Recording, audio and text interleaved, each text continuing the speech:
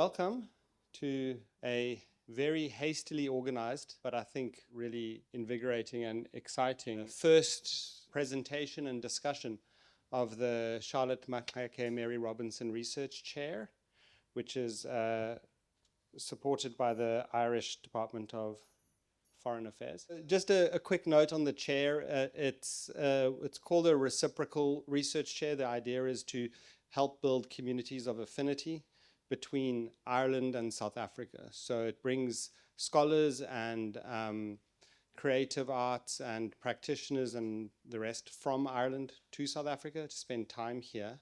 That's what the DFA funding supports. We've hosted people like Owen McNamee, Rita Duffy, and a few others. I think there's been 5. And our next incumbent is Colin Murphy. I'll say a word about you in a second. Then there's a reciprocal element where Trinity brings people from South Africa to Ireland to be in residence.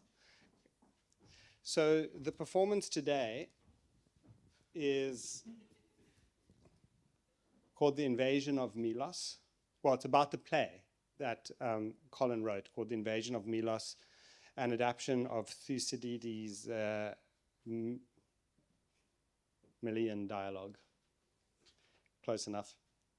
And it's being put together. This is our first collaboration in the CHR, which I'm really excited by, with Katlejo Chales and the Performing Arts Collective. Katlejo was not able to be here today. So the 4 students who are part of the Performing Arts Collective who are doing the, who will be doing the reading of the play are Lelita Madikizela,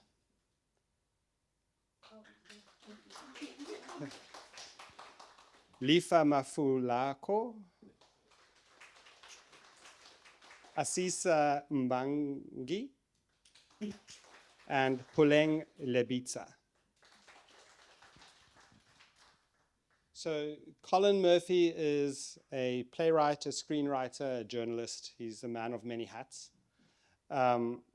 He writes particularly Irish political theatre. He's published a book on, my printing cut it out, so now I can only say C. Murphy's. It's your name, Colin Murphy's political plays. Other plays include The United States versus Ulysses, and he has radio plays, which are the story of a lunchtime encounter with, what was his name? We had lunch together in Dublin a couple weeks ago. Do you remember? The American guy. Shapiro, Bruce Shapiro. Bruce Shapiro. There we go. You see, you need your external memory drive when you do these things. And over lunch, it turns out that Bruce Shapiro's daughter, well, at least stepdaughter, was the director of this radio play Antigone, which made a very small. Well, not the director. Was she the director? Yeah. The very small world of Irish relations where everyone is connected to everybody else. Colin is currently the Rooney Writer Fellow at the Trinity Long Room Hub, which is partially why he was able to come here, because the Long Room Hub were very happy to release him for a week to come and spend some time in Cape Town. And he was a writer in residence at the Co Norton Institute of Irish Studies at the University of Notre Dame, and writes a weekly column in the Sunday Independent.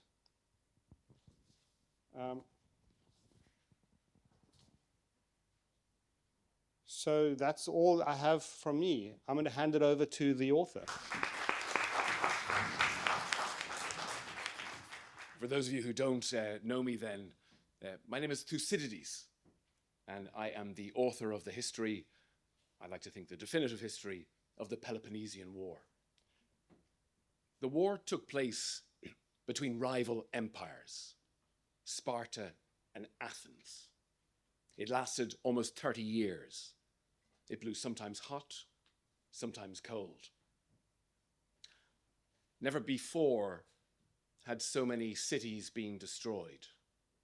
Perhaps you've seen the pictures. Never had so many fled as refugees. Never had so many been killed. There were times as well when it seemed like we were also at war with nature.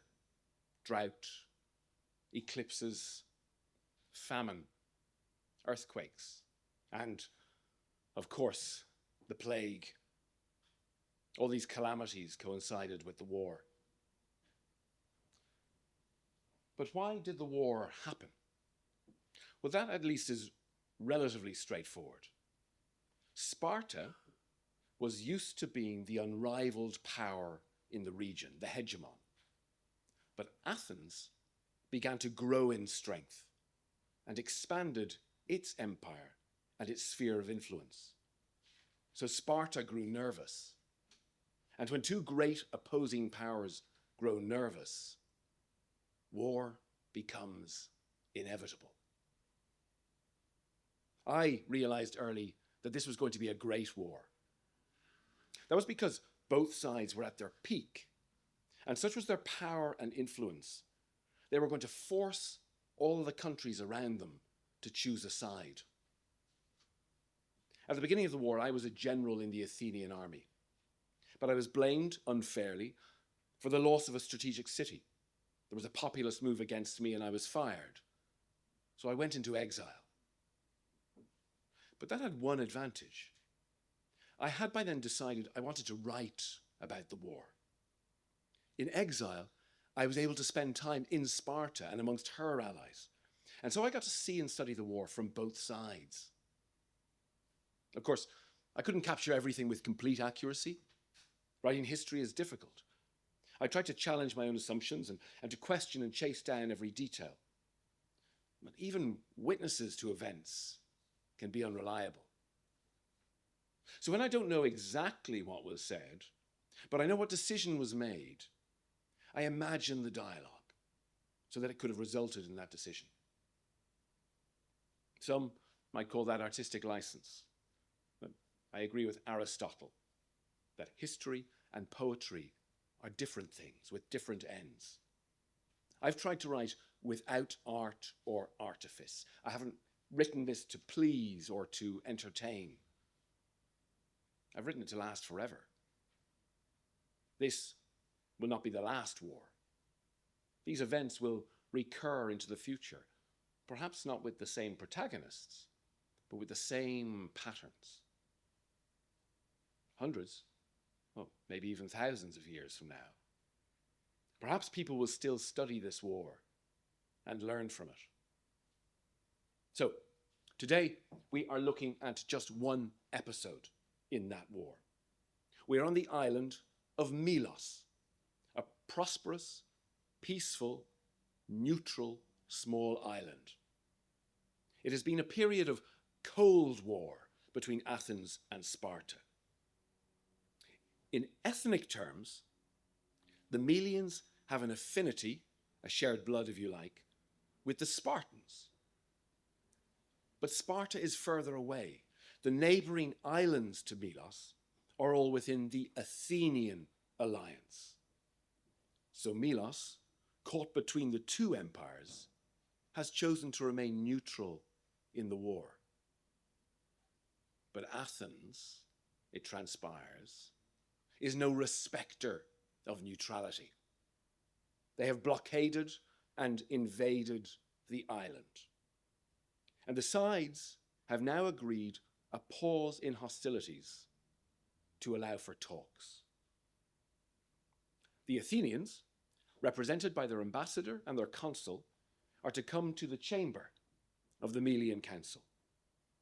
But first, we will meet the Melian representatives, their prime minister, and the general who leads their defense. So this, then, is the Melian Dialogue. Glory to Melos, glory to Melos.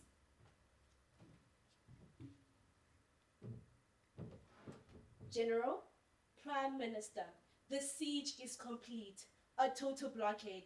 Athenian forces all around, We have no supply lines, nothing's coming in, not weapons, not fuel, not medicines. We badly need Sparta's help, urgently. Have you heard from them? We should have joined Sparta when we had the chance. And abandon our tradition of neutrality. Maybe then we'd be on the table and not on the menu. I used to believe in neutrality. I thought it protected us from being dragged into other people's wars, but now it just looks like naivety.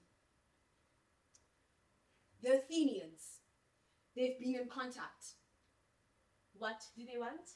They want to address our nation. What do you mean, address them? An address to our nation, live. Why? I don't know. Propaganda, misinformation, control the narrative. The only thing we have control over is the narrative. Concede that, there'll be panic, chaos. We are not in a strong position to refuse their demands. If they wanted us wiped out, we'd be dead already. They want something else. What then? To humiliate us. They don't want to defeat us. They want to have us submit. What good would that do them? A new loyal member for their empire. I've invited them for talks. We can't trust them. Have we any choice?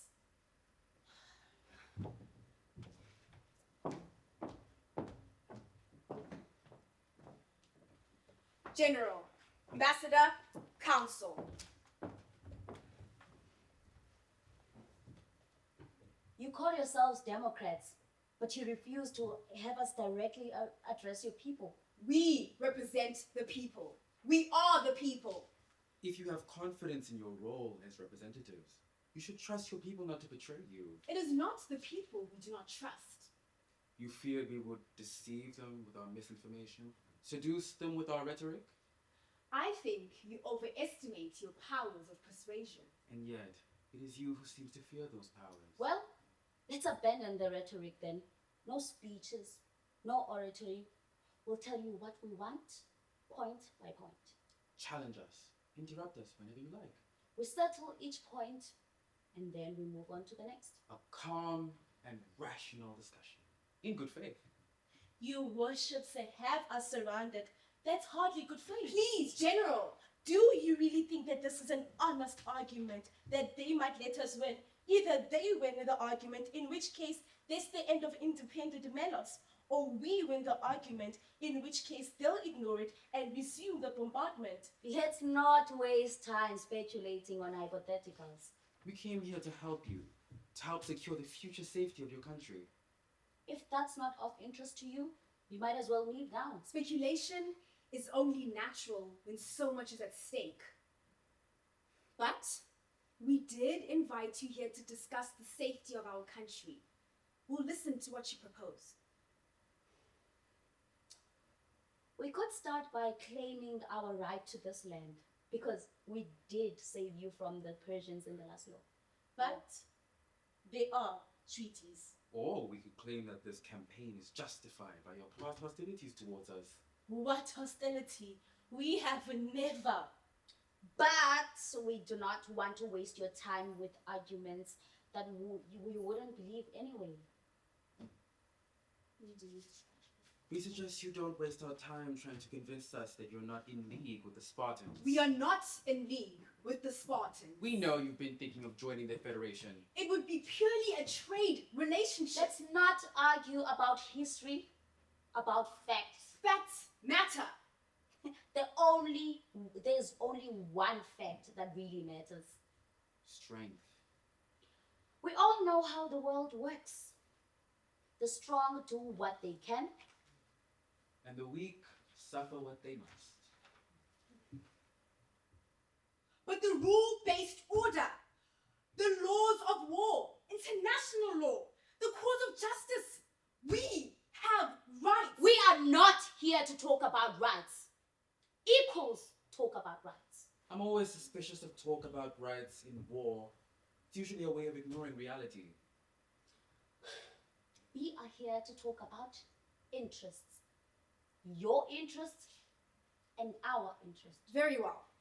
But how can it be in your interest to steamroll over the very things that give both of us protection, universal rights, international law? You have as much interest in preserving these as we do. I'll acknowledge, sometimes these rules and values are a pretense, but if great powers abandon even the pretense for the unhindered pursuit of power, they'll drive up the cost for themselves. Imagine you were invaded by the Spartans.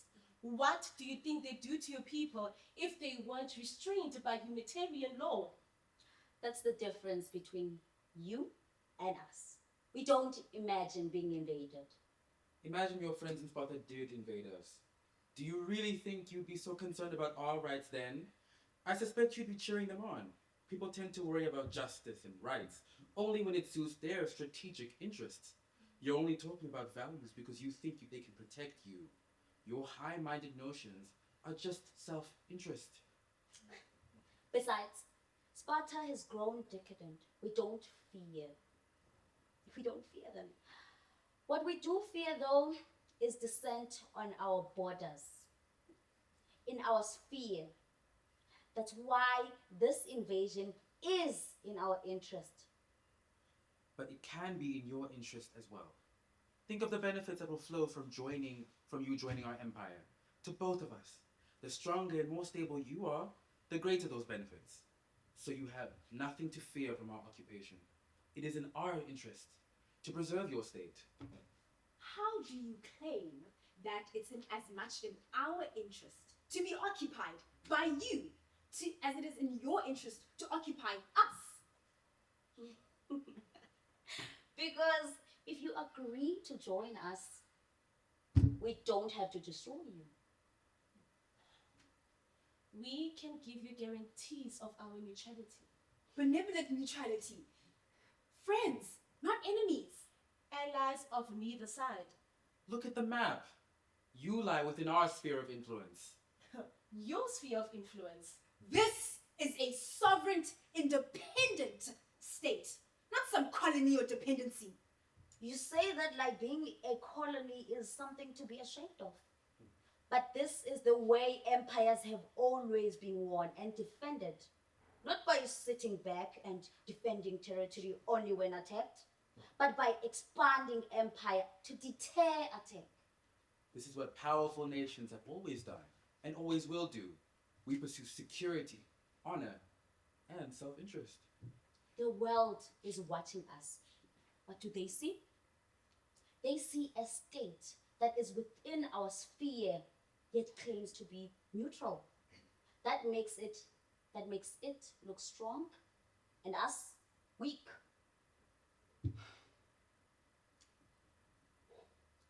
So by conquering you, we expand our empire and improve our security. You think this invasion makes you more secure. You've just made an enemy of every other neutral state. Neutrality is such a dishonest stance. Only the weak choose neutrality, and then they make it to be a virtue. These states have watched you invade us. They'll think they'll be next. You're just pushing them into Sparta's camp. It's not the Spartans or their alliance that concern us. They're not going to jeopardize their security.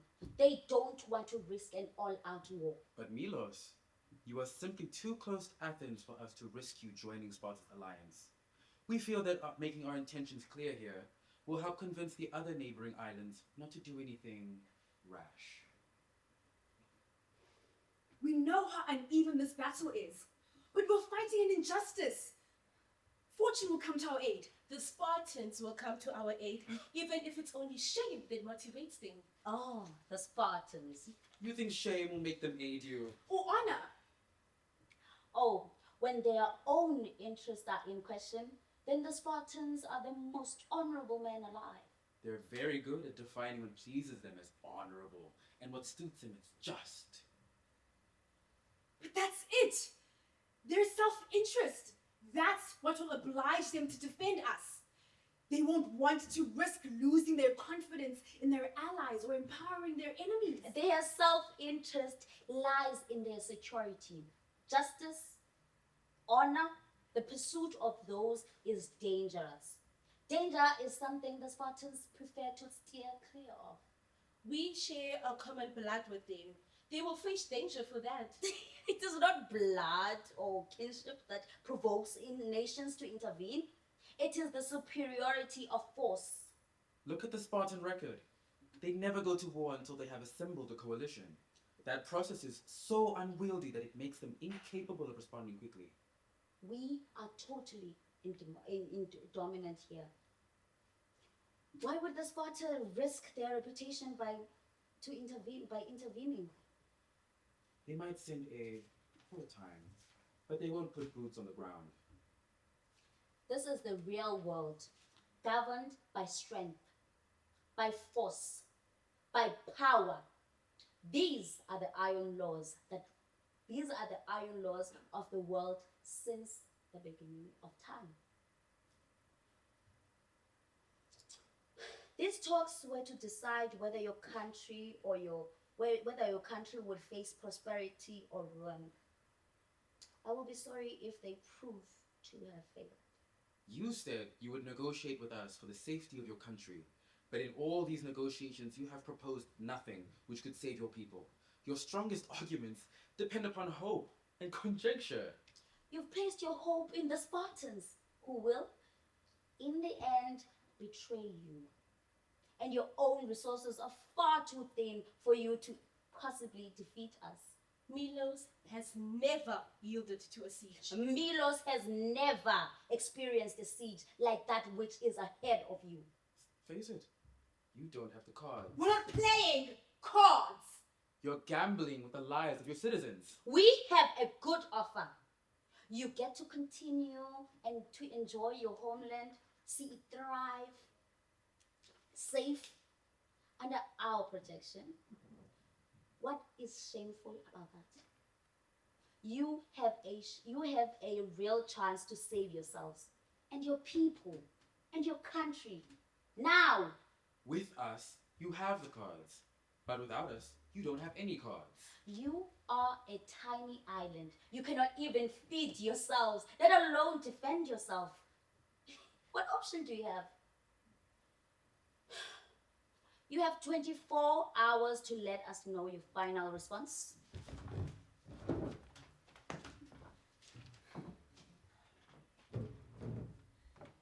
If we accept their terms, at least we will retain some semblance of sovereignty. That's not sovereignty. It would be the performance of sovereignty, but the reality of subjugation. So how long do we hold out?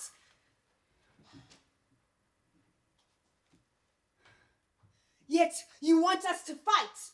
We are hopelessly outnumbered. The Athenian army relies on mercenaries, not citizens. One of our men is with 4 of theirs. We are outgunned. War is unpredictable. Even if we have superior force, things can go wrong. The longer we hold out, the more our morale will rise and theirs falls. The more time we give Sparta to raise a coalition in our defense. Sparta thinks like they do. They are not coming to our aid. Our shared history that means something. Nostalgia is not a defense. If we surrender, then all hope, all pride is lost. At least we'll be alive. Without pride, we may as well be dead. Fight and we remain proud.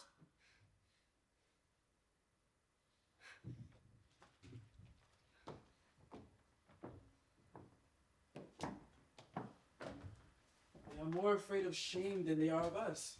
Such a fatal error. How often even good leaders have allowed shame to corrupt their vision and lead them to a disaster. The millions are so afraid of shame, they seem to be about to choose a course of action whose fate is more shameful. Do you think they actually believe they'll defeat us? I think they've been seduced by hope. They're in Sparta mode. Maybe someone, somewhere, will come save us. But hope is a luxury of those that are strong. If we suffer losses, we can sustain them.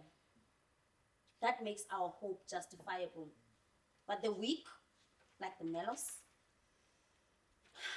they will discover the emptiness of the promise of hope only when they are destroyed.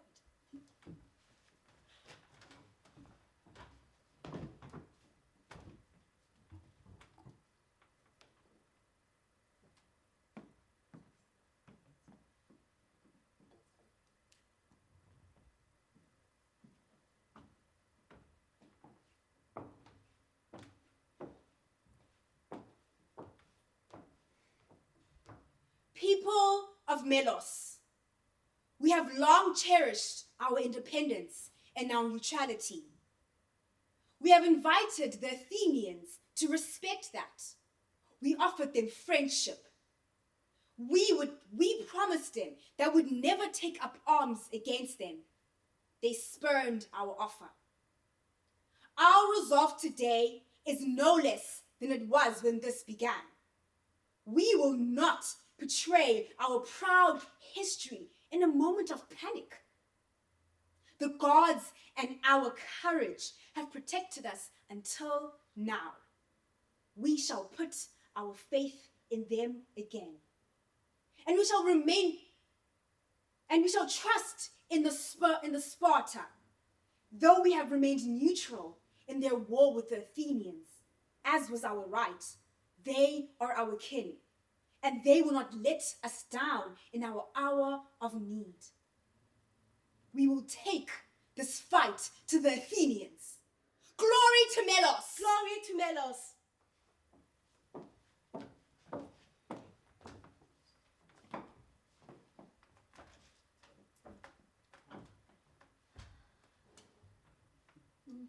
I'll give them this. They were tenacious. They held out longer than I expected. What are our losses? Sustainable. I warned them. Sparta will let you down, I said. It was inevitable. I'll never understand why they brought this on themselves. What's happened to the prisoners? The men are all being executed. And the women and children? To be deported. That'll leave the land free for resettlement. We could have just put outposts on it, and if they joined us.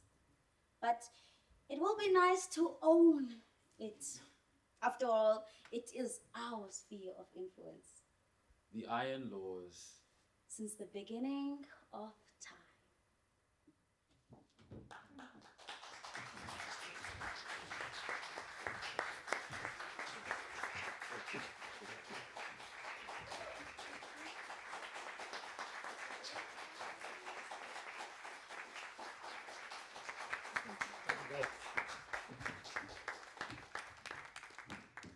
Thank you so much, guys. That was fantastic. Yeah.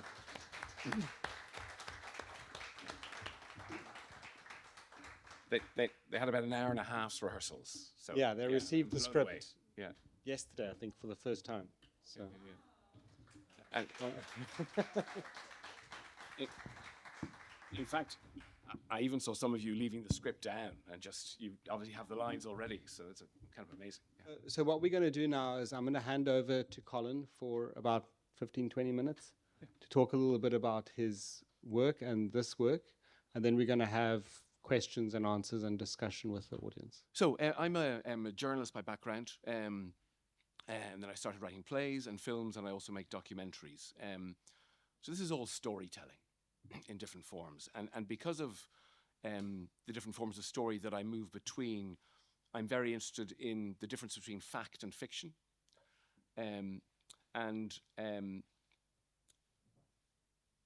I'm also very interested in the question of why we do any of this at all.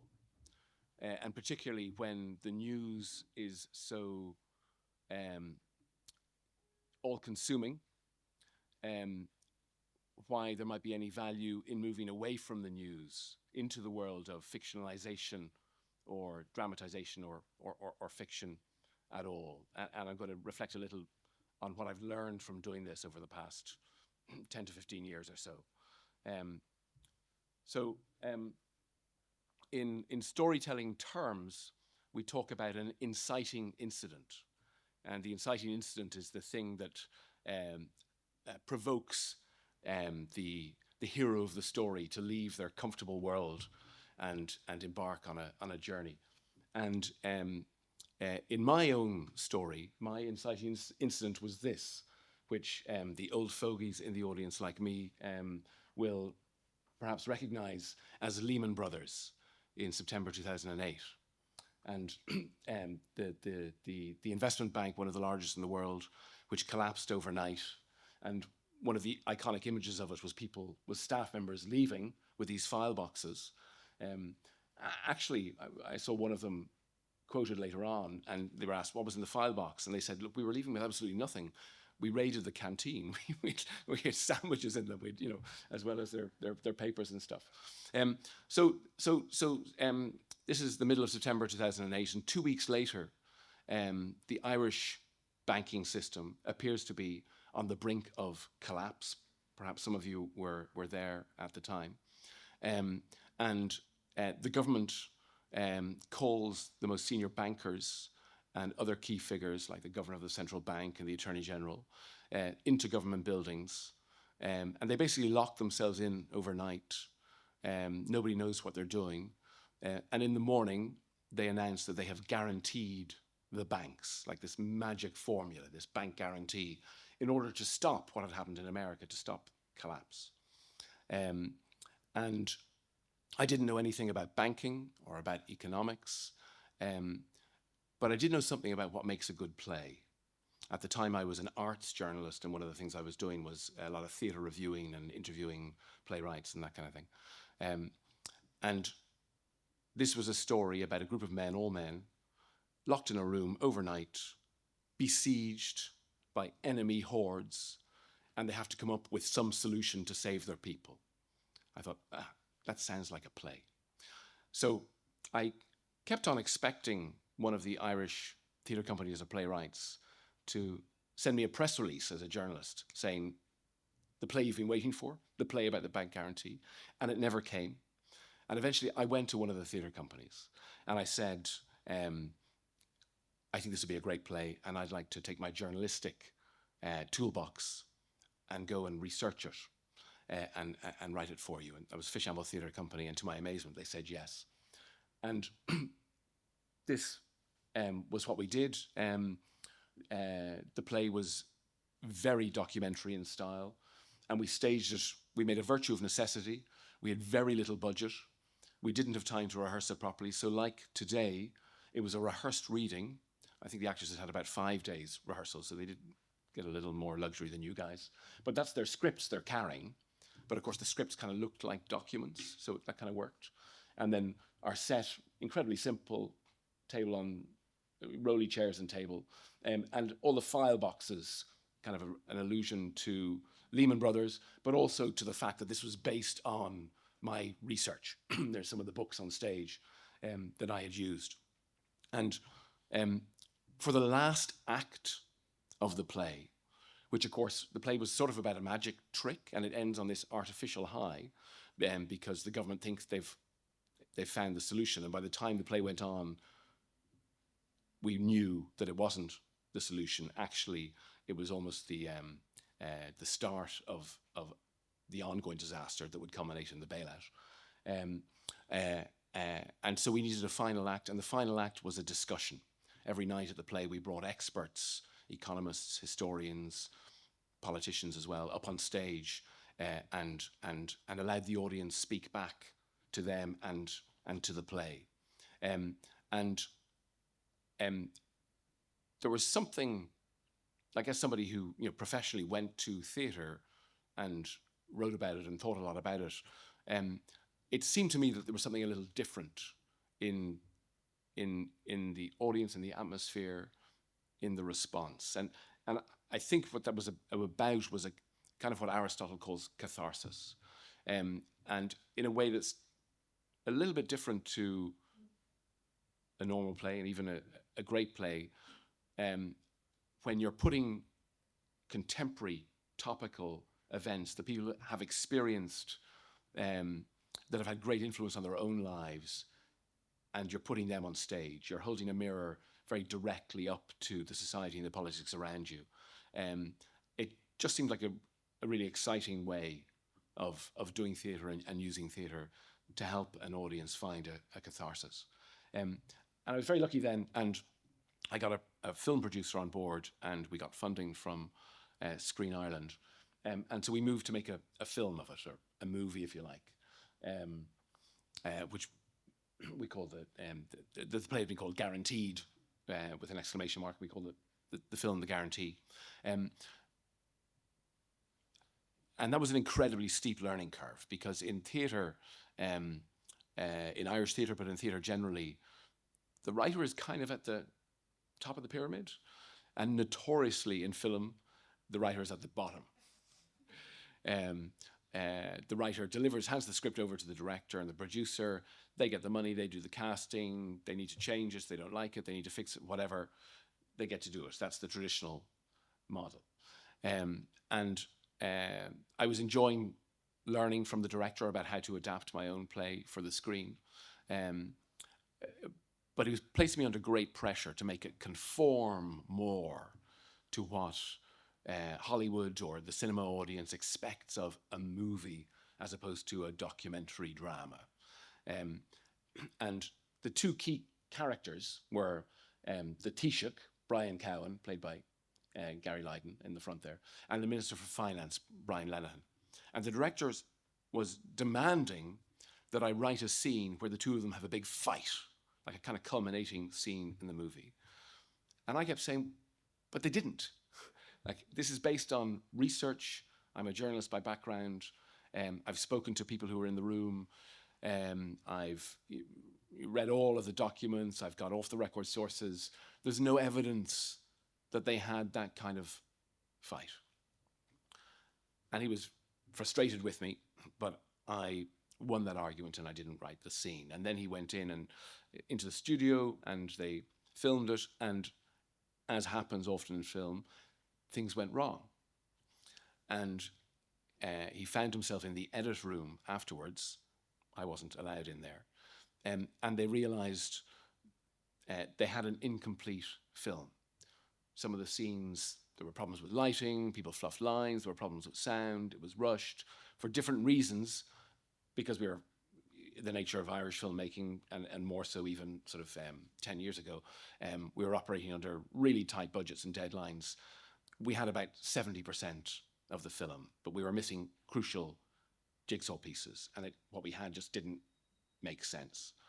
So the producer managed to scrabble together a little extra funding, and the director came to me and said, we can afford our lead actors, a few extras, and 2 sets and 3 days of shooting.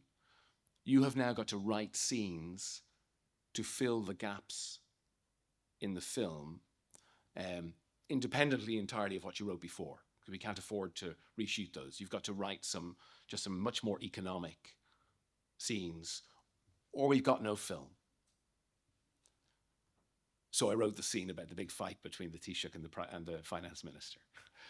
And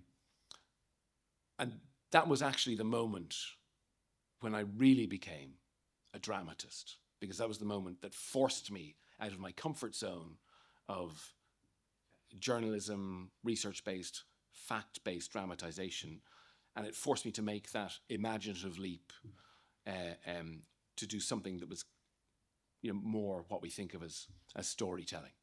There's a little coda to that anecdote, which is a couple of years later, the bank guarantee, a public bank inquiry into the bank guarantee finally happened, and Brian Cowan came out of retirement, broke his silence pretty much for the first time since he'd been forced out of politics in 2011, and on the stand he told how on the night himself and Brian Lennon had gone off into a private room and they'd had an argument.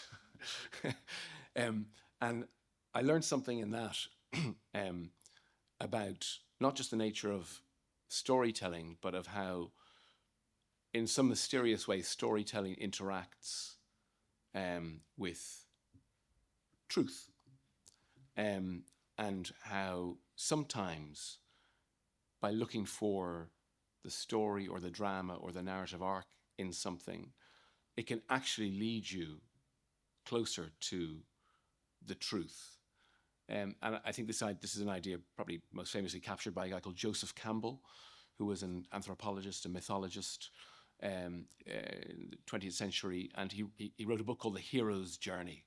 And its most famous influence was Star Wars, because Star Wars was the first film that was made in Hollywood, drawing on the insights of Joseph Campbell.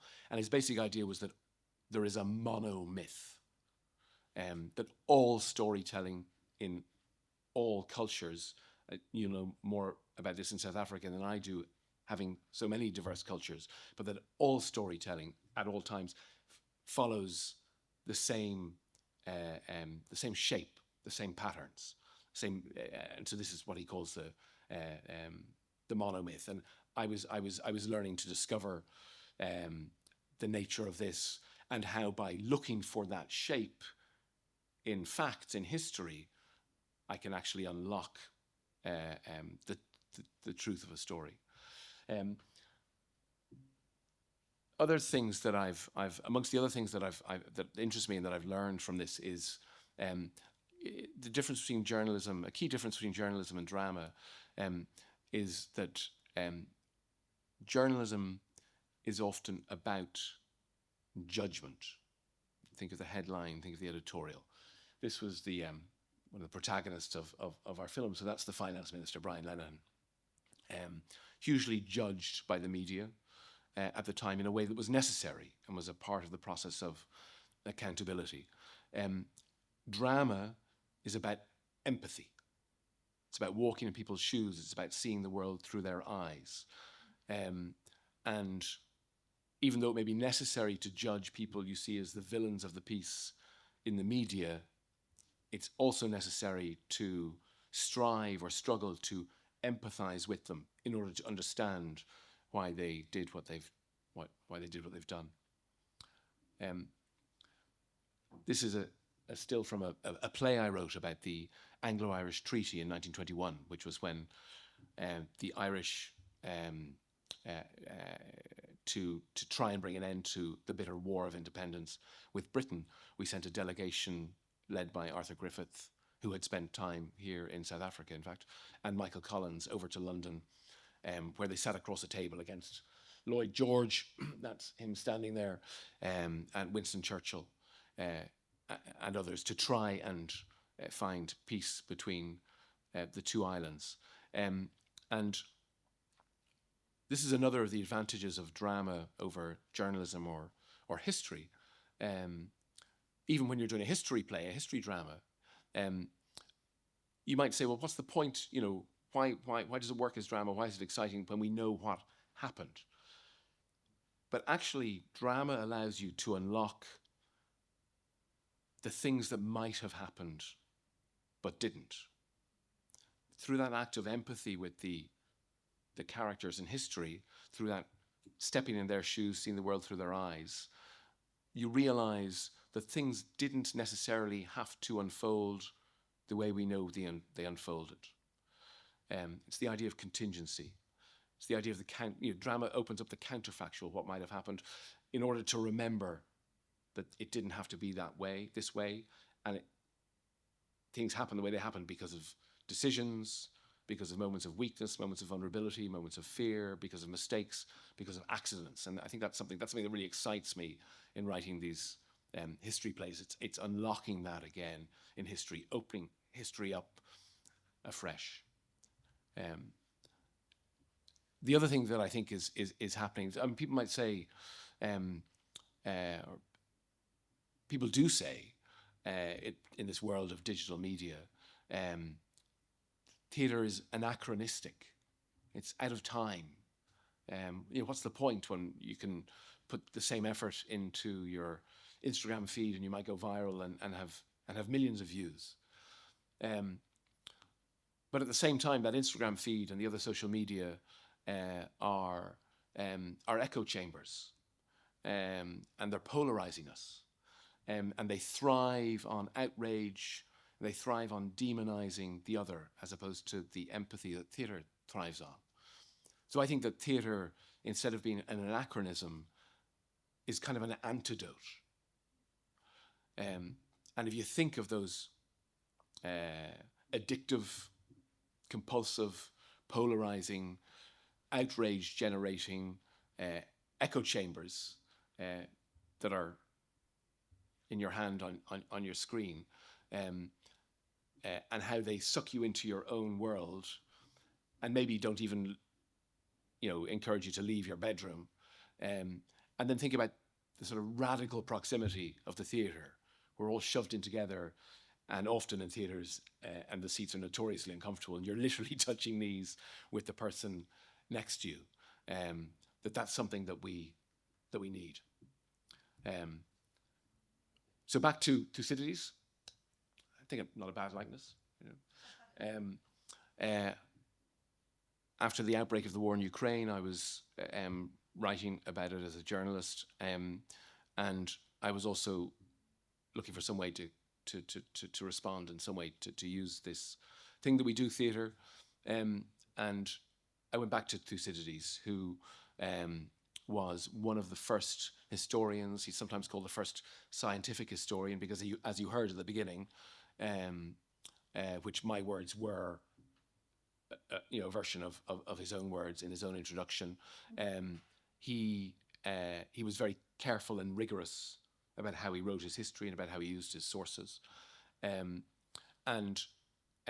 he wrote this long history of the long war, in which he had been a player as well. But this moment in the book, it's a section, it's not even a full chapter, which is called, it's known now as the Melian Dialogue, is different to the entire rest of the book, because it's written in dialogue. So the rest of the book's written it's like a history, third person. And suddenly, without any explanation, the page looks like a play, and it's the Melians, the Athenians. The Melians, the Athenians. He doesn't give characters, but I broke it up to create 4 voices rather than 2. But that's how it is. This it's a hugely influential text, but it acquires a new influence in the middle of the 20th century, when you have the emergence of a school of foreign policy realism in the United States. And these are the people they're basically sort of, they're not against the idea of the United Nations, but they think the United Nations is essentially a kind of waste of time, because it's just pretense. And they look at the rivalry between the US and Russia, the Soviet Union at the time, the Cold War, and they say, look, this is the way things are. It's inevitable. Therefore, we have to plan for this. The world is a world where the strong do what they can and the weak suffer what they must. And they cite Thucydides as their origin text, as opposed to the kind of idealism, utopianism that led to the League of Nations, that led to the United Nations, etc. And then in the kind of 1990s, there was a resurgence of that kind of idealism and the idea that actually we've achieved the end of history. Liberal democracy works, it's spreading, the Cold War is over. And of course, that hasn't lasted. At the start of the Ukraine war, when I went back to it, I realized there was kind of an extraordinary echo of Russia's invasion of Ukraine in the Athenian invasion of Melos, and in that analogy, the far-off Sparta who never appear are NATO or the US or something. And then unfortunately, it has remained resonance or acquired extra resonance as the world has fallen further into geopolitical conflicts.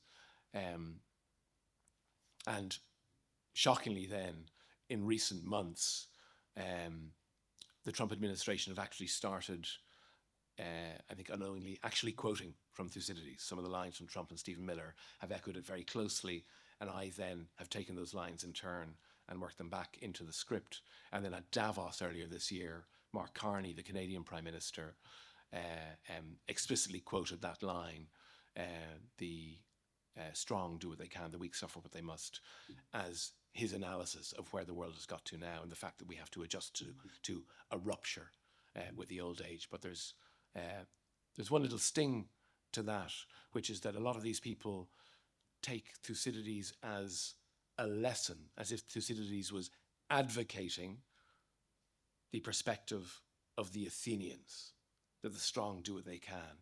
And actually there's another take on Thucydides, which unfortunately we can't ask him as to which is the correct take, and that's the idea that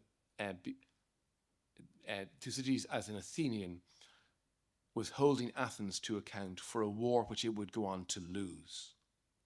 So that Thucydides might have written this in dialogue to expose the arrogance and hubris of Athens at its point of most strength, but from the perspective of knowing that actually they're going to lose the war and this is going to get done to them as well.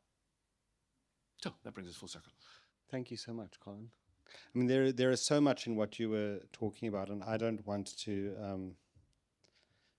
hog the mic. I can hug it too if I need to. It's feeling lonely. But I think that so much of what you're saying about your method and the way you come to write theatre resonates a lot. We were talking about this a little bit earlier this morning with the kind of work that we've been doing in the Center for Humanities Research around not just juxtaposing aesthetic practice with academic reason, right? But actually working from that moment of invention that happens in the aesthetic work, that kind of spark, not necessarily of hope, but in the face of devastation, in the face of difficulty, in the face of oppression, inventing something new that then makes the political possible. So rather than instrumentalizing the political, opening up a question around what might be human in that moment, that then makes a different kind of articulation of the political possible, which is the kind of work we've been doing with places, with the young people in Barrydale, for example, over the last few years. So I think storytelling, not just as giving us the truth, but storytelling as making the possibility of truth itself possible. Having thrown that onto the table, I'm going to throw this open to the rest of the audience. We would love you guys to ask questions, comments, interventions. Colin, I want to ask you if you could say more about your notion of truth that you are that you were putting out now in weighing up these tensions between history, journalism, drama, creativity. And that's a question close to many hearts. I'm just looking at Marcos right now, who's preparing an exhibition on fact and fabulation to come soon. So that's my question. Thank you. I want to ask about Thucydides as the father of history, as he's often known, who is also the father of truth and lies, and wondered about what one does with Thucydides in a post-truth world. Because it seems to me that in much of the ways in which Ireland is thinking about its contemporary moment, it's kind of post-1990s Good Friday Agreement and so on, it seems to have gone back to lyrical poetry as a form of narration.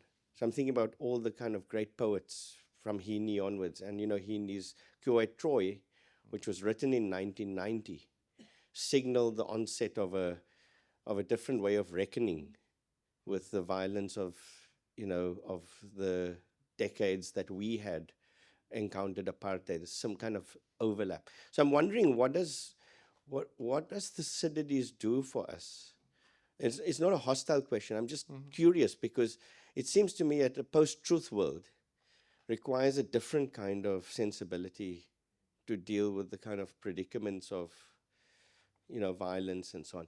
So, I mean, in this country, the one question, and we asked this to Mayor Martin when he was here, about the waning of the idea of a concept of reconciliation.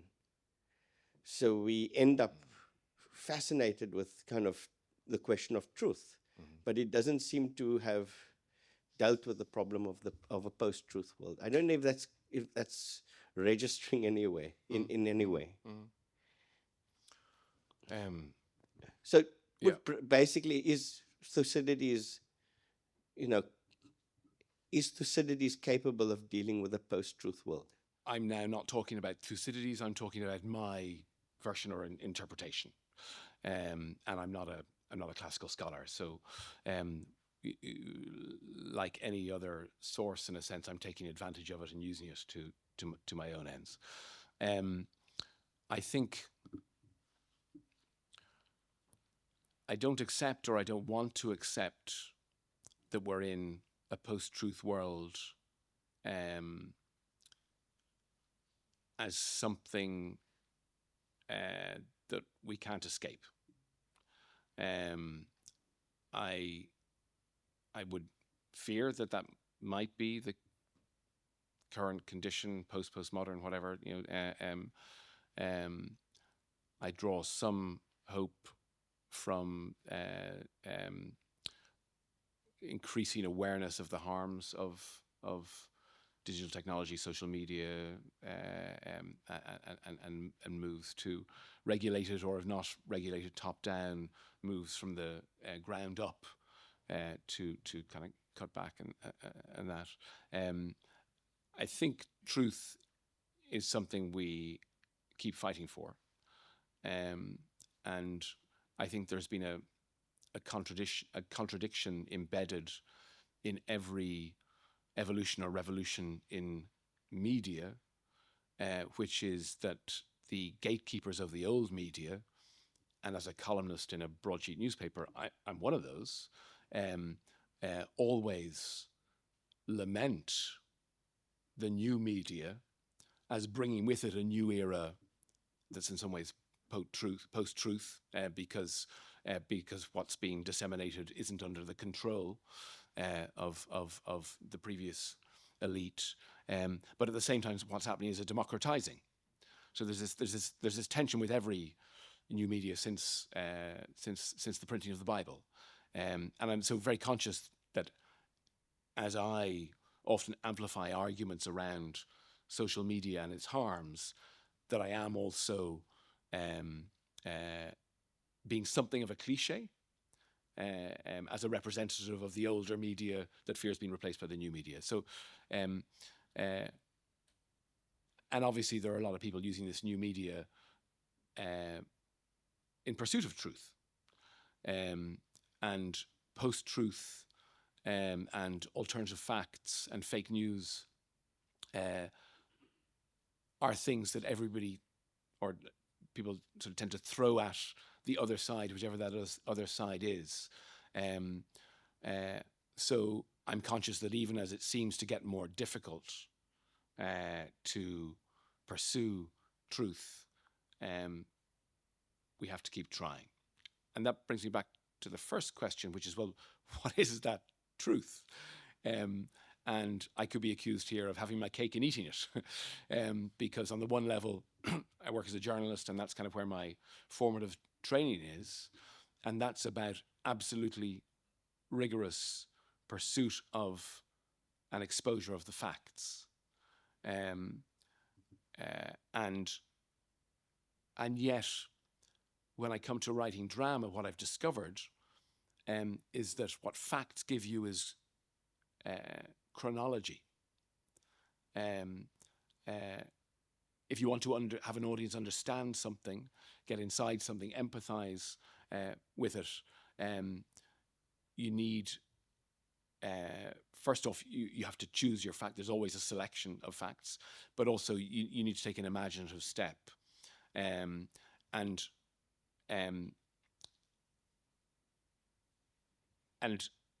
I argue that you're doing that in pursuit of a higher truth, that's something like an essential truth. But as soon as you start saying, my essential truth trumps your literal truth, you start sounding like the people who are saying, oh, everybody's got their alternative facts. We can just make it all up. So I kind of acknowledge that on one level I'm doing in a literal sense the thing that we might think the propagandists on the other side of whatever argument are doing malevolently. So there is this fundamental tension always. And one of the things I come back to is theatre and the gathering together in a room and the act of empathy, and the pursuit of this in good faith. And that when we come together in a room, ideally from different backgrounds and different beliefs and across partisan political lines, that can facilitate some kind of arrival at a shared truth, and that drama, even if it involves making things up, paradoxically, can be a help towards that. Just to come in on one little thing, pretty much, it was interesting you mentioned rise in kind of lyrical poetry and stuff, and I don't know if it's consistent with this or at odds with that, but maybe the most influential recent Irish cultural product that's very much responding to the moment is Kneecap. And of course, yes, in a lyrical poetry tradition, but the most influential thing they've done probably is their movie. And I don't know, maybe they're a little outside of the discourse normally. Yeah. Congratulations to the Performing Arts Collective for really, I was persuaded. I didn't see actors reading. I was actually in the drama of the dialogues and found myself actually wanting to cry at some moment, but I think that's my general condition these days. But thank you for that, because I want to come back to the truth issue, because I have been for decades working with what is narration or bearing witness to extreme events where the events are almost at the scale in which they unfold, erased as they unfold. So it's almost like they're forgotten, even as they happen, partly because the scale and accumulation of intensities across scale overwhelm human ability to comprehend. And so there is always already facts under dispute or truth under litigation. And in many years ago, reading someone who was very important for me, and I wrote a master's monograph on her, a writer called Charlotte Delbo, who was in the French underground resistance in the Second World War and caught. Her husband was executed and she was deported to Auschwitz, and wrote a very important trilogy to Auschwitz, or about Auschwitz, and about this problematic of events that exceed the kind of possibilities of cognitive assimilation. And she writes as an epigraph to the opening of the trilogy in French, but I'll say it in English. Today I am no longer certain that what I write is true. I am certain, however, that it is truthful. And there's something in that commitment to truthfulness that I found very alive and very embodied in the performed reading that the actors presented today. And of course, that's your dialogue, and it's the many layers and tricks of history and voice and and the kind of writers' dispositives, I guess, that we're witnessing.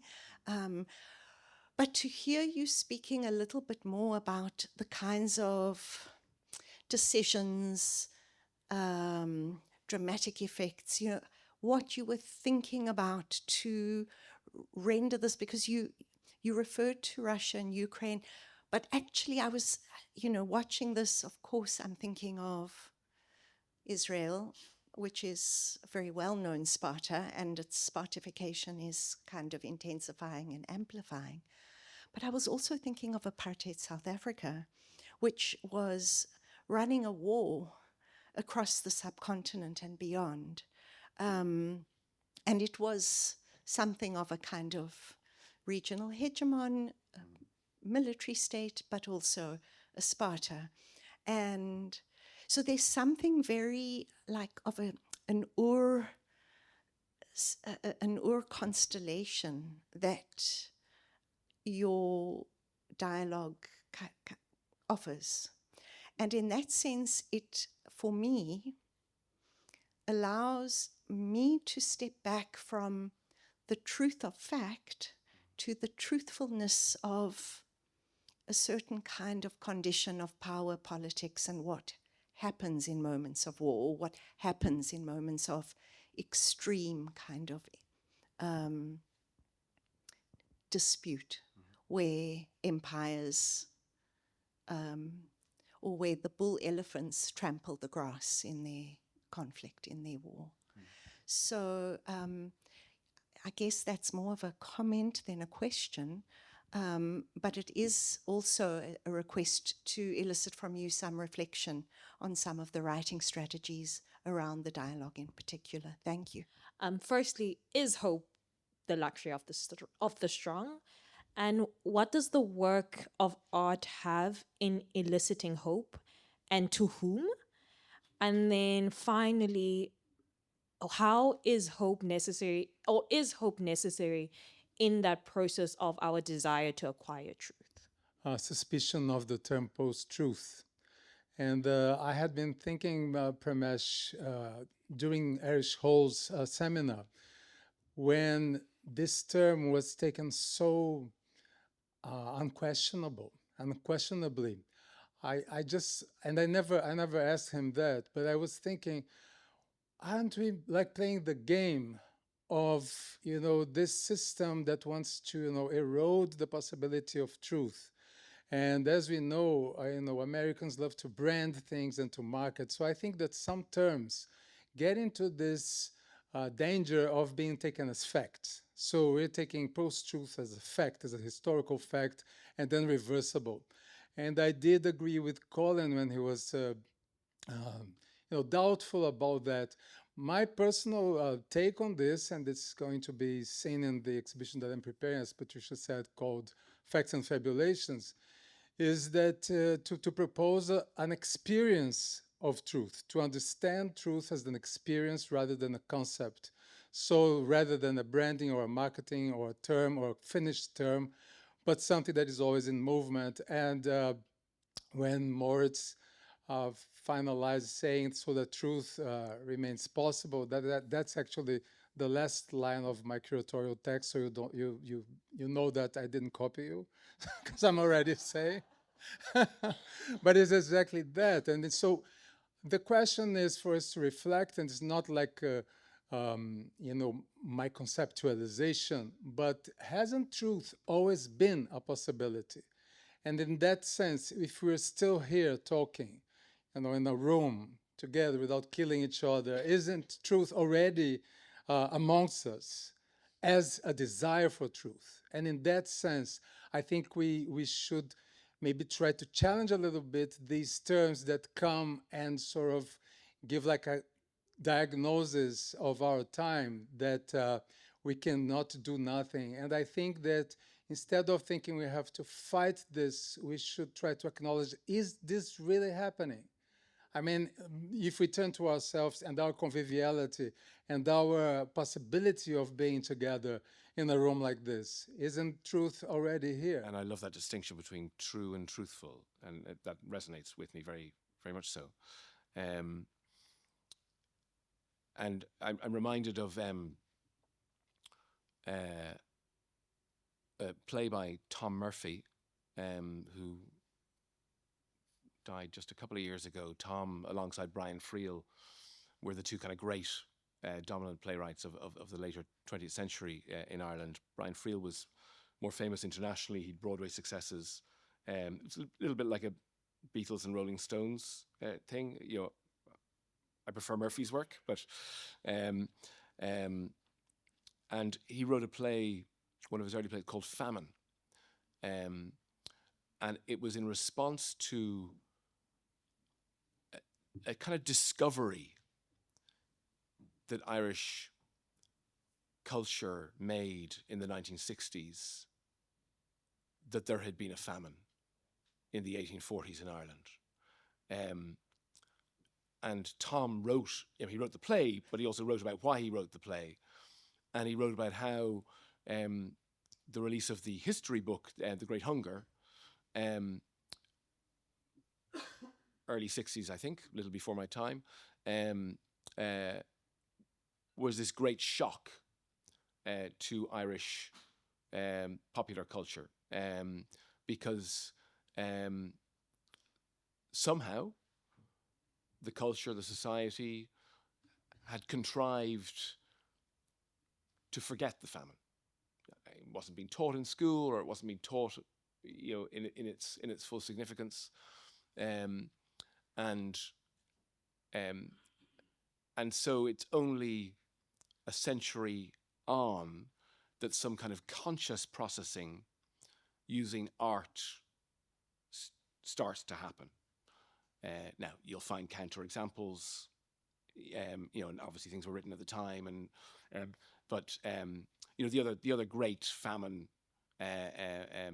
memorial artwork is the Fields of Athenry, which we sing on Paddy's Day and rugby matches in particular, and Irish fans of Liverpool sing, but that was also written in I think it was the 60s or early 70s. So that, to me, speaks to what you're talking about, Heidi, of that sort of, at least initially, incapacity to process. And I don't know, but maybe that also resonates with what my own cursory reading of, I suppose, Holocaust studies suggests, which is that, you know, I think the sort of accepted common use of the term Holocaust to describe what the Nazis did only really happens in the 60s. Am I right? You know, so and in fact that issues around the politicization of that language is possibly more potent now than it has ever been. So, and that maybe speaks to that same theme as well. And of course that raises the question, like Tom Murphy's play Famine is not a very successful play. And that does raise the question of, do some things defeat art? But if they do, does that mean we should give up? I mean, I think that's a rhetorical question. Spielberg has a line. He was working with the screenwriter whose name is escaping me momentarily. The screenwriter he brought in on Eyes Wide Shut, who wrote a wonderful memoir, embittered memoir of how bitter an experience writing it was from, but a lot of insight in it. And at one point they were talking about the need to do, or the possibility of a film on the Holocaust. I think Spielberg had an ambition to do one that he never. Sorry, not Spielberg, Kubrick. I mean, did I say Spielberg originally? I meant Kubrick. And Kubrick says, well, I mean, there's never been a good film on the Holocaust. Oh God, I'm going to blank for a moment. The Liam Neeson film, and the screenwriter comes back and says, well, of course there was, somebody give me the Schindler's List, thank you. Well, it was Schindler's List, and Spielberg says Schindler's List was about the saving of 6,000 lives. The Holocaust was about the destruction of 6 million. And again, that seems to me to speak to that question of that impossibility, perhaps. You mentioned the writing strategies. So, I mean, just in a sort of nuts and bolts sense, every time I do this piece, I go back to the news, and I weave into it more contemporary references. And actually, were I doing it again here, I would talk to you guys about some of the deeper historical and cultural references. And I was sitting there and I was hearing some of the stuff about colonization. And actually, I wasn't thinking of apartheid. I was thinking of British colonization in Africa. But, you know, so I find that very thought-provoking. And so my strategy is to kind of keep it live and to keep this piece attuned. And in fact, sitting there, I thought, okay, there's a little too much of J.D. Vance in it, and I'll pull back some of those. And you know, and there is a world, I think, in which this would live as a piece independently of me, and people might retool it for themselves. Essentially, we give it back to Thucydides, and other people are free to adapt. Going on, there were some lovely thoughts there on hope. And the interaction between hope and truth. And so I've been taking advantage of my visit here and the generous hospitality of UWC, and of course of the Irish government behind that, to do some research and thinking for a play I'm hoping to write, which I won't speak quite about publicly in precise terms, but that is about apartheid and the transition with something of an Irish lens. And I find myself thinking in response to that question about the contested truths.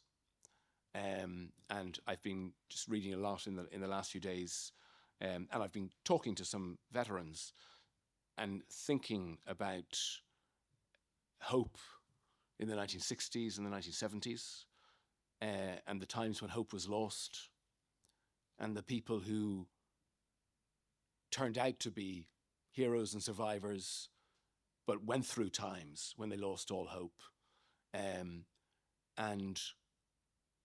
who were battling against a very established truth, and trying to advocate for a different truth. And it's been very provocative for me just to be here reading some of this work and meeting some of these people, and just the comment there, you know, which I think was more a rhetorical question than an actual question around the relationship between hope and truth. Hope and truth, it summons that up for me again, you know, that there can be a contest of truths, and again into this sort of murky world of your truth versus my truth, but there is something about solidarity and hope in the pursuit of something that we know is truthful, that if it works allows us to establish a new base of truth, a new floor of truth or something.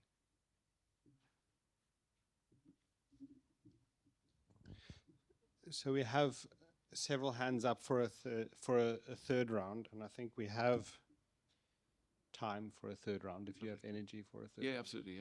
Yeah. I'd like to start the questions off. I'll abuse my position here with this notion, which comes from what you were sharing at the beginning, where in a sense drama perhaps has a pedagogical function in the way that it it can reveal the markings through which contingency presents itself as necessity. So it's that contestation between truth and the real, if you like, right? And the way that how things are presented in the world as true.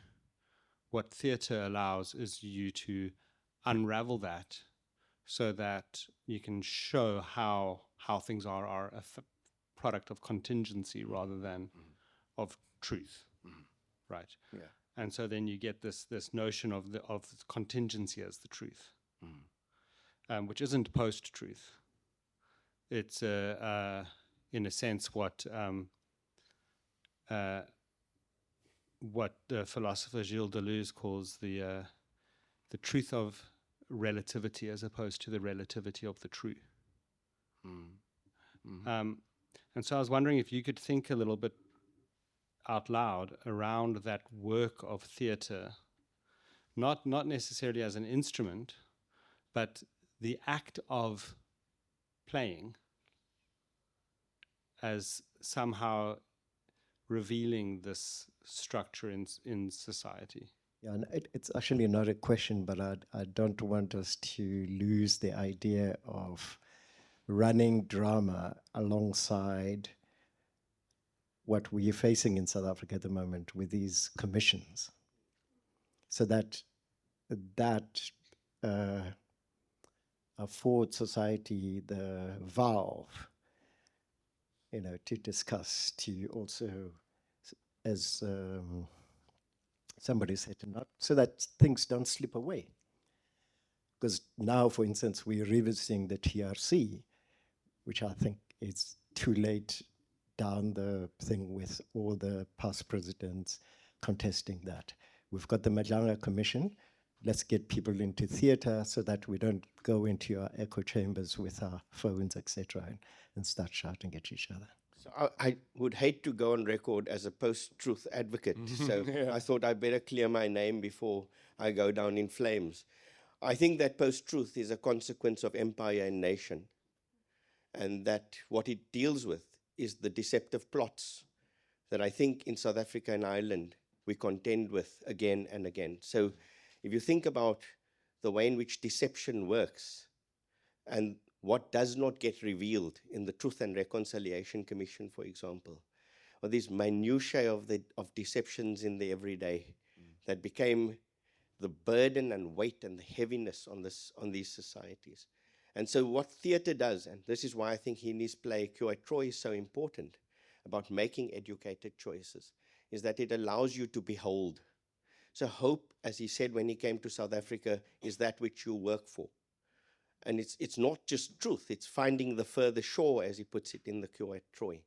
So there's something about the philosophical stage, if you like, that allows for what I'm calling post-truth to be tracked through the various modes of deception, the modalities of the Trojan horse, all these hidden wars that got instigated through what was willfully forgotten, that I think we need to attend to. So I want to ask then, whether theatre might, and this is why I was calling attention to lyrical poetry, might do a different kind of work to journalism. If journalism's kind of commitment is the truth, that's fine.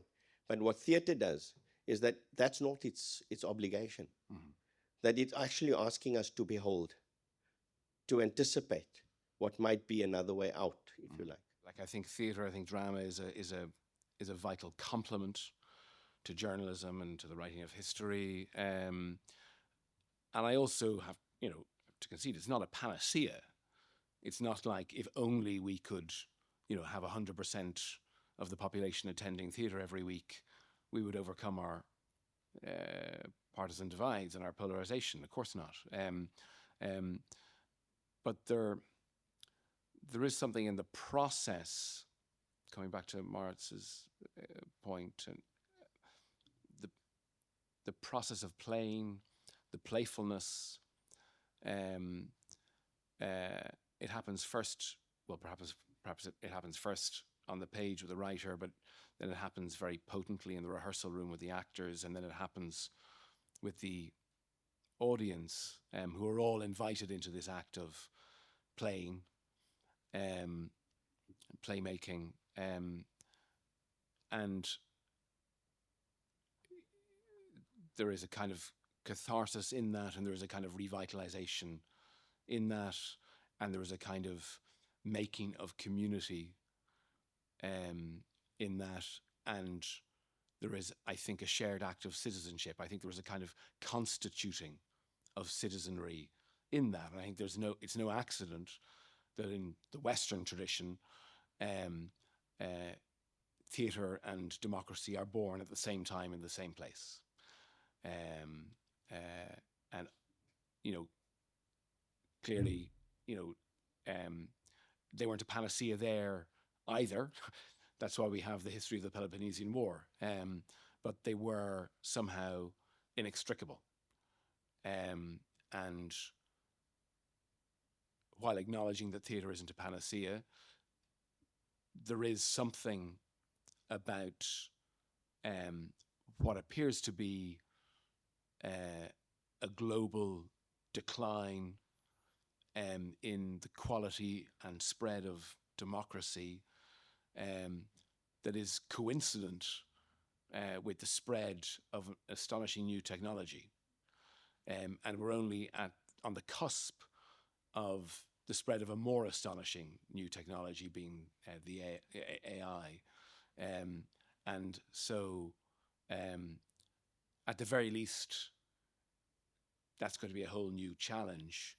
And that reinforces for me the urgency of this thing that we're doing, because if there's one thing we know, there's no AI in this room. So that even if we have our own truths or our own contestation around the truth, at least there's nothing in this room that is being fabulated by a machine. And I think as we struggle to reckon with the influence that AI is going to have over our lives and societies, we're going to be reminded again and again, I think, of the need to keep doing this.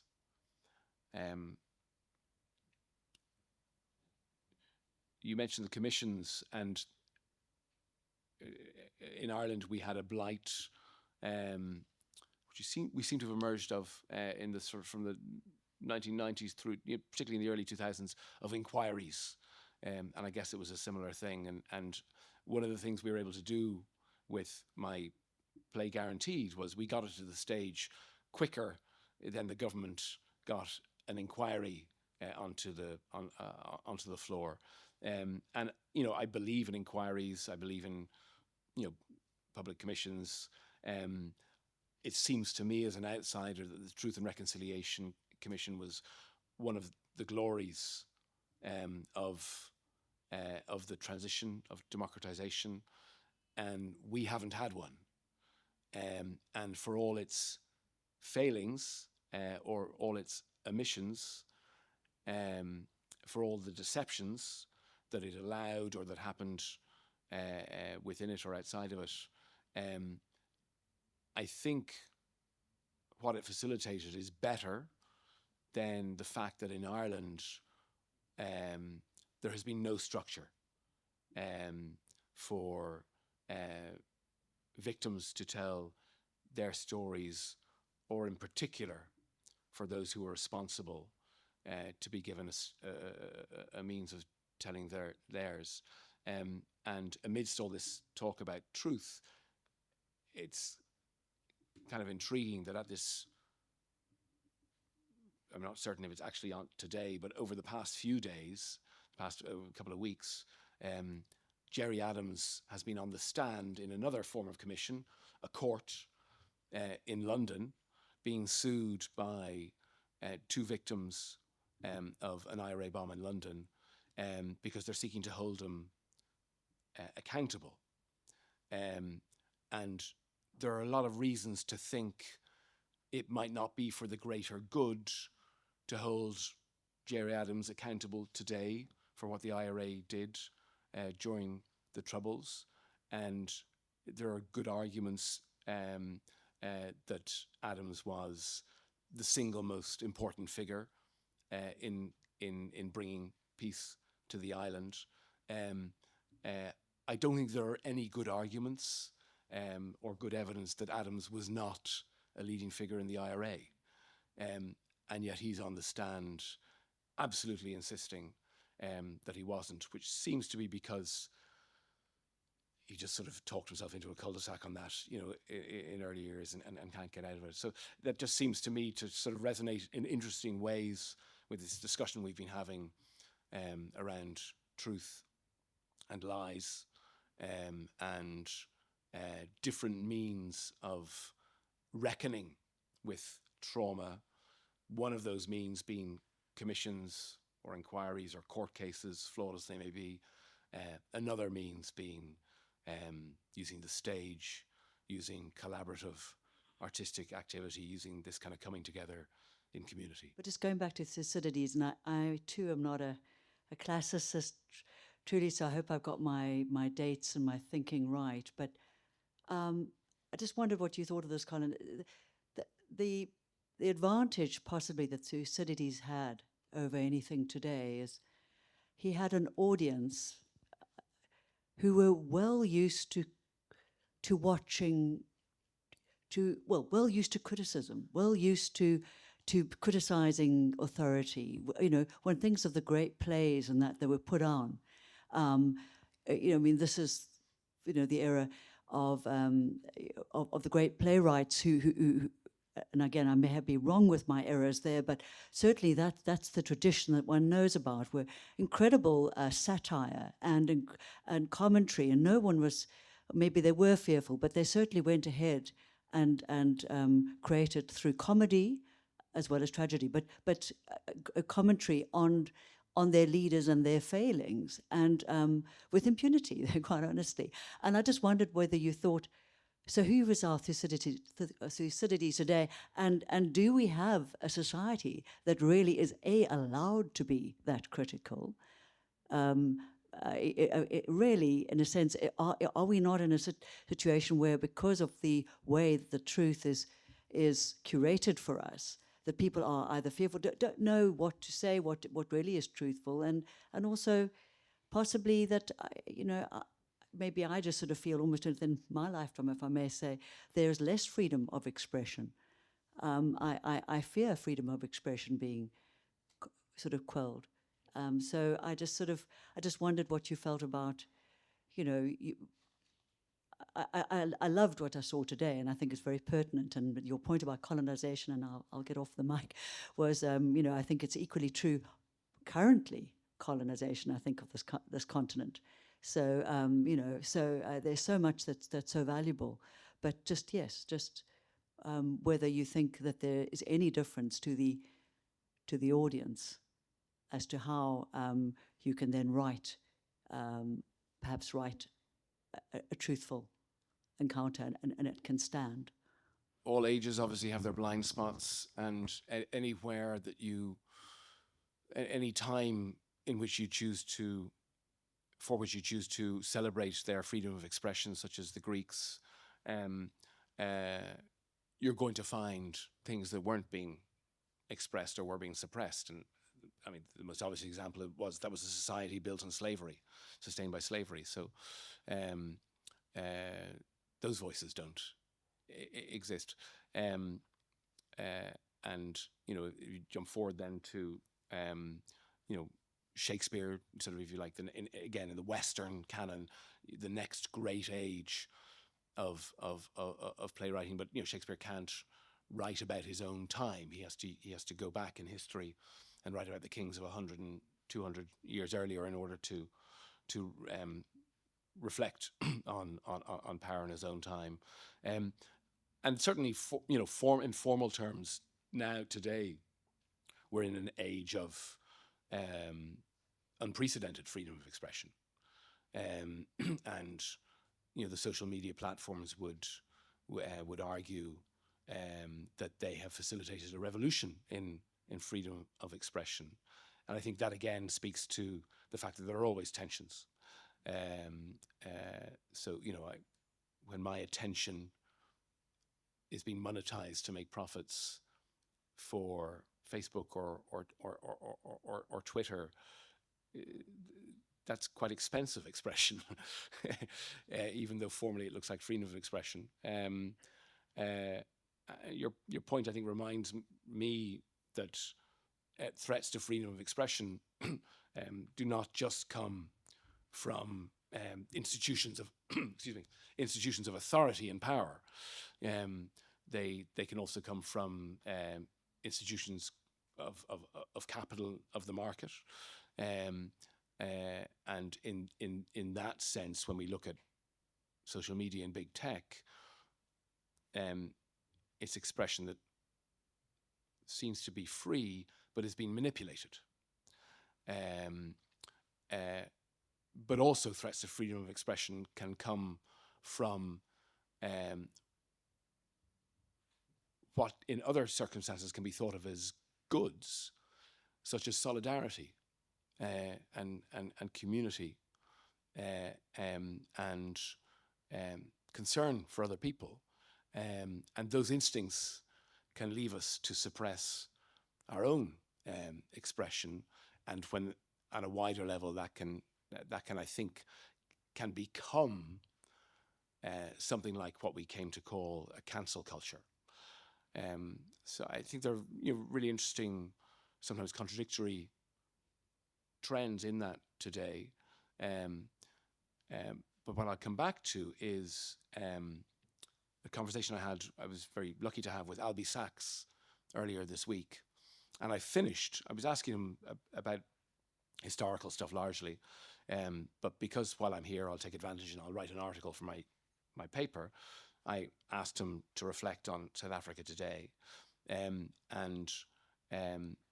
he said, one of the things he said was that, look, for all of the failure to deliver on the vision that we had, which is an ongoing work, this is a very robust democracy with a very vital culture of freedom of expression. And I can't speak to the accuracy of that, but I was inspired by that assessment, which was echoed then by other people I spoke to this week. Fantastic. Thank you so much, Colin. I think we can give Colin and the Create Performing Arts Collective a round of applause.